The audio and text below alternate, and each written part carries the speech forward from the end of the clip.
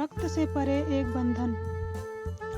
पिया और अमित सबसे करीबी भाई बहन थे जिनकी कोई कल्पना नहीं कर सकता है। उनके बीच एक ऐसा रिश्ता था जो खून का तो नहीं था पर सबसे उससे भी बड़ा था। पिया एक खुले विचारों वाली लड़की थी जिसे नाचना और गाना बहुत पसंद था। दूसरी ओर अमित एक अंतर्मुखी व्यक्ति था जिसे पढ़ने और लिखने में मज़ा आता था, लेकिन उनके मतभेदों के बावजूद उन्होंने एक अटूट संबंध था। पिया उसके माता पिता का निधन हो गया था जब पिया केवल 7 वर्ष की थी और अमित 9 वर्ष का था। उनका कोई और परिवार नहीं था, इसलिए उन्हें एक अनाथालय में भेज दिया गया। अनाथालय में ही जीवन कठिन था। उन्हें दूसरे बच्चों के द्वारा चिढ़ाया और धमकाया जाता था और वे हमेशा अपने खुद के परिवार के लिए तरसते रहते थे। एक दिन उनकी किस्मत बदल गई जब एक दयालु जोड़े ने उन्हें गोद ले लिया। वे अंत में एक प्यार करने वाला परिवार पाकर बहुत खुश थे, लेकिन एक नए माहौल के साथ तालमेल बैठाना इतना आसान नहीं था। अनुज और अनुपमा नाम के एक जोड़े ने उन्हें गोद लिया।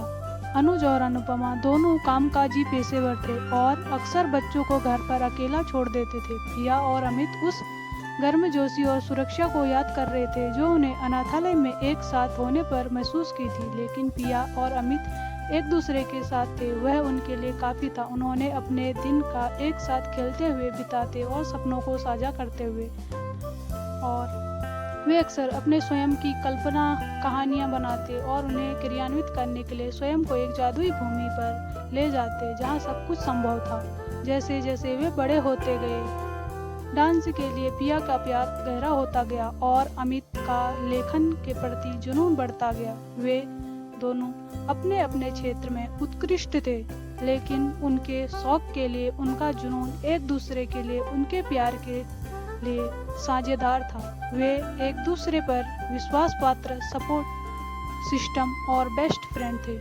हाई स्कूल में पहुंचने पर उनके संबंध का परीक्षण किया गया।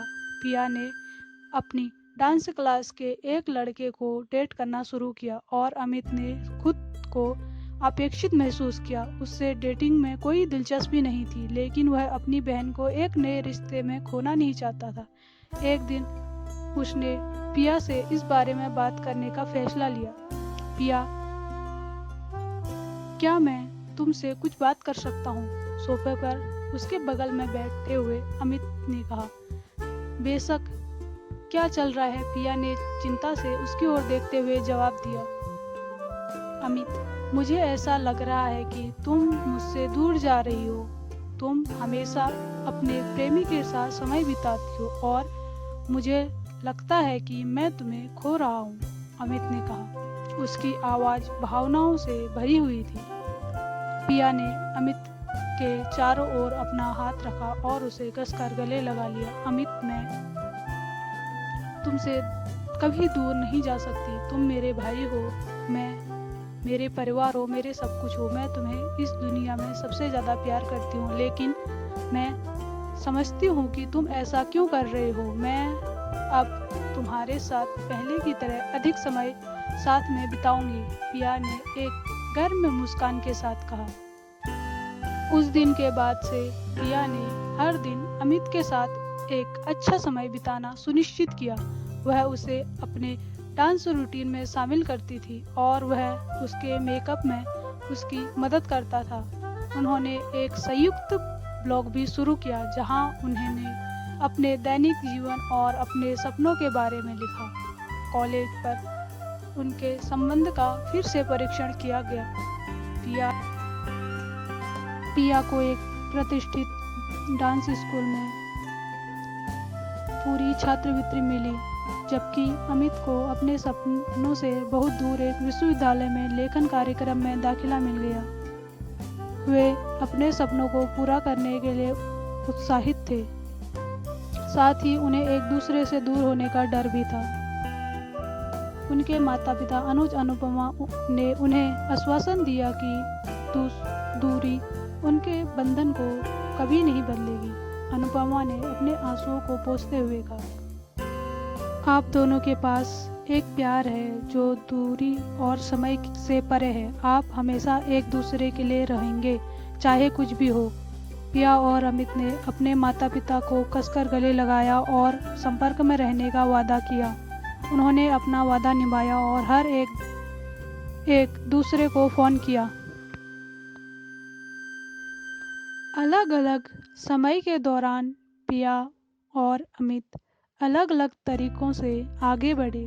पिया एक बेस्ट डांसर बन गई जिसकी फैन फॉलोइंग करोड़ों में हो गई थी। दूसरी ओर अमित एक स्थापित लेखक बन गया जिसने अपने काम को प्रसिद्ध पत्र पत्रिकाओं में प्रकाशित किया। अपने बिजी शेड्यूल के बावजूद भी दोनों एक दूसरे को कभी नहीं भूले। उन्होंने प्रोत्साहन और सलाह के शब्दों की पेशकश करते हुए एक दूसरे के सपनों का समर्थन करना जारी रखा। जब भी उनमें से एक ने खुद को खोया हुआ या अकेला महसूस किया तो दूसरा सिर्फ एक फ़ोन की दूरी पर था, सुनने के लिए तैयार था। जैसे जैसे समय बीतता गया, पिया और अमित दोनों ने कॉलेज में ग्रेजुएशन किया और अपना करियर शुरू किया। पिया एक पेशेवर डांसर बन गई, दुनिया की यात्रा की और विभिन्न सांस्कृतिक कार्यक्रमों में प्रदर्शन किया। दूसरी ओर अमित एक सफल लेखक बन गया जिसकी अनेक किताबें प्रकाशित थी। अपनी पूरी सफलता के दौरान उन्होंने उस संबंध को कभी नहीं छोड़ा जिसने उन्हें एक साथ रखा था। वे अपने ब्रेक के दौरान मिलते थे और साथ में समय बिताते थे, जैसे पहले किया करते थे। वैसे ही नाचते, गाते, लिखते, हंसते, बचपन की यादें ताज़ा करते। वे अपने सपनों और डर के बारे में बात करते और अपने जीवन को एक दूसरे के साथ साझा करते थे। एक दिन जब पिया यूरोप के दौरे पर थी, उसे अमित का फ़ोन आया। उसकी आवाज़ में एक कंपन थी, वह काँप रहा था और वह परेशान लग रहा था। अमित, क्या हुआ है?